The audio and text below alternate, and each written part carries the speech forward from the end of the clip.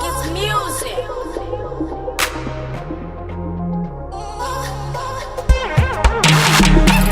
Baby une true love kupedza nzara yacho ndiwe unotoni bachcup. Moyo wangu wakaguma ndikapinda chando murudo ndimonere netcup. Sandisiye ndichigwagwadza mamero wangu unenge watomapata. Neni yandipo kuchemedza kukuona uchichema zvinotonirwadza. Ndakapile pamurudo kuna akaita seni kukudedza kuti yani nekuti unoimba neni. Ndinokuda nemoyo wese, ndinokuda nemoyo wese, ndinokuda nemoyo wese, ndinokuda, ndinokuda iwe. Ndingakutatsire sei zvinondibaya moyo, ndikagaya nezvazvo ndinobayikana. Ndingakutatsire sei zvinondidzimba moyo, ndikagaya nezvazvo ndinodzimbikana.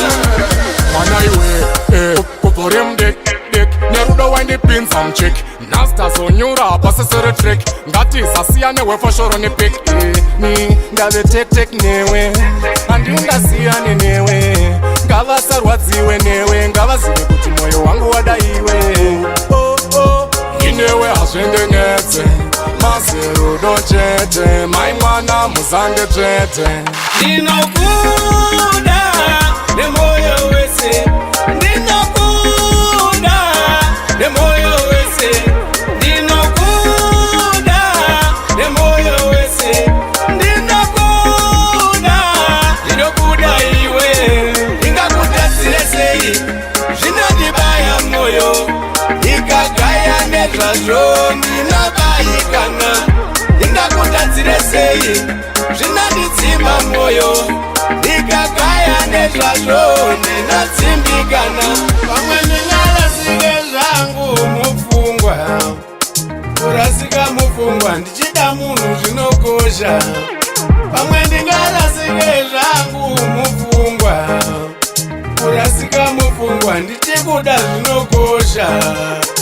Ndingakutatsire sei zvinondibaya moyo, ndikagaya nezvazvo ndinobayikana. Ndinokuda nemoyo wese, ndinokuda nemoyo wese, ndinokuda nemoyo wese, ndinokuda, ndinokuda iwe. Ndingakutatsire sei zvinondibaya moyo, ndikagaya nezvazvo ndinobayikana. Ndingakutatsire sei zvinondidzimba moyo, ndikagaya nezvazvo ndinodzimbikana.